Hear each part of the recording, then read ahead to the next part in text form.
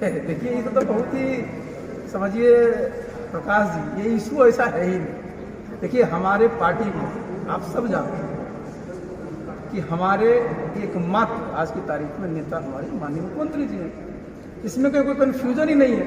लेकिन हाँ, हमारी पार्टी ये भी नहीं है कि अपने मन से सब कुछ करते हैं। सबकी राय लेते हैं, सबसे बातचीत करते हैं, सबसे परामर्श करते हैं, मंत्रणा होती है।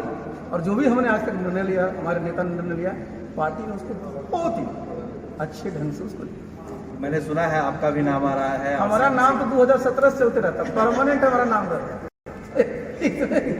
ये तो देखिए स्वाभाविक है कि भाई लोग अपने हिसाब से कयास लगाते रहते हैं। लेकिन निश्चित रूप से मैं कह दूं, ये अधिकार हमारे नेता का है और वो जब भी निर्णय लेते हैं तो सबसे पूछ करते हैं। एक आखिरी सवाल कि इस बार अगर मंत्रिमंडल में जेडीयू शामिल होती है जिस तरह से है, तो उससे क्या बिहार में क्या असर पड़ेगा? जो तनातनी देखी जाती है बीजेपी और जेडीयू के बीच में कुछ नेता जो जिस तरह के बयान देते हैं बन गया, मतलब उनका कहना है कि वो एलजेपी वही है।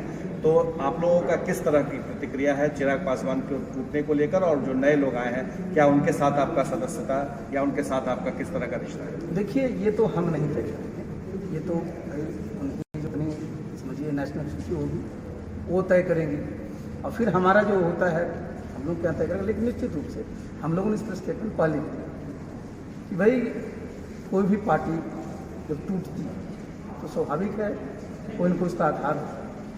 और स्वाभाविक है जहाँ 6 MP हैं टूट के 5 अलग हो गए तो कुछ न कुछ कहीं ना कहीं तो गलती हुई होगी। और मैं देख रहा था, मुझे अच्छा भी नहीं लग रहा था। एक दिन मैं सुना कि उन्होंने कहा मैं शेर का वो हूँ और कल कह दिया अनाथ हूँ। हिंदुस्तान में आज तक मैंने नहीं सुना कि शेर भी कभी अनाथ हो सकता। अब शेर का बेटा अगर शेर है तो शेर का भाई क्या दूसरा होता है, वो भी शेरे रखता है। ये क्या पशुपति पारस भी मंत्री बनेंगे? ये तो हम नहीं कर सकते। देखिए तो प्रधानमंत्री का प्रेरोगेटिव होता है, कौन मंत्री है। आरसीपी देखिए हमारे नेता बिहार के मुख्यमंत्री हैं और मुख्यमंत्री के नाते और व्यक्तिगत रूप से भी दिल्ली प्रोग्राम लगता रहता है। दिल्ली जाना कोई अपने आप का न्यूज़ नहीं है और कोरोना के चलते वैसे भी लोग नहीं जा रहे हैं। दिल्ली जा रहे हैं तो स्वाभाविक है, कई तरह के प्रोग्राम मुख्यमंत्री हैं लगे हुए।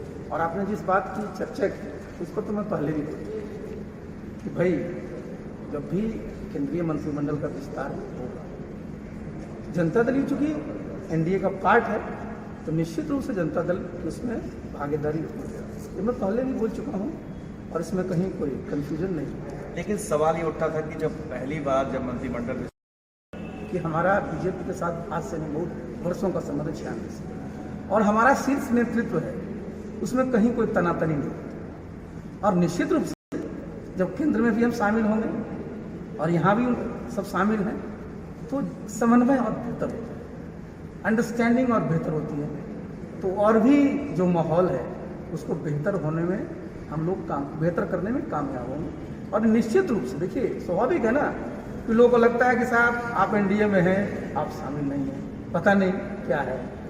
तो ऐसा नहीं हो सकता, यहाँ है वहाँ है, दोनों जगह रहेंगे तो निश्चित रूप से भागीदारी भी रहती है, भरोसा भी लोगों को बढ़ता है और काम में भी सही। चिराग पासवान की पार्टी जिसको मुख्यमंत्री जी ने इनकार कर दिया था, तो क्या अब कितनी संख्या होगी, क्या अनुपात होगा, क्या रेशियो होगा जिस रेशियो के आधार पर जेडीयू उसमें शामिल है? देखिए हम लोग पहले भी बता चुके कि भाई हम लोग कोई ट्रेड यूनियन नहीं और जब हम अलायंस पार्टनर हैं तो अलायंस पार्टनर में सब एक दूसरे का सम्मान करते हैं, एक दूसरे की भावना को समझते हैं। तो ये कोई ऐसी चीज़ नहीं है जिसको कि हम लोग कोई विवाद का मुद्दा बनाए। जब ये बात आएगी तो निश्चित रूप से हम लोग बातचीत कर करके इसका जो भी अच्छा हमें समझिए कि सबके लिए सम्मानजनक है वो हो जाए। तो क्या देखा जाए तो केंद्र में तो जेडीयू शामिल नहीं है, तो ऐसे में आपको लगता है कि इस बार अगर मंत्रिमंडल विस्तार जब भी वक्त पर होता है तो डबल इंजन की सरकार हो जाएगी? देखिए मैं तो आपको व्यक्तिगत रूप से मैंने बराबर कहा कि आजकल तो इंजन की पावर इतनी बढ़ गई कि अब डबल इंजन लगते हैं। सिंगल इंजन में इतनी ताकत होती है, चाहे वो केंद्र की सरकार हो उसमें इतनी ताकत हो, राज्य की सरकार हमारे जात में एकदम ताकत नहीं है। देखिए सोचना सिर्फ ये है कि चाहे केंद्र में सरकार हो, राज्य में सरकार हो, बिहार का कैसे हित हो, बिहार की भलाई कैसे हो, बिहार विकसित प्रदेश कैसे बने, इसमें केंद्र भी सोचती है, राज्य को भी सोचना है, और दोनों मिलकर के करेंगे तो निश्चित रूप से हम लोग उसको काम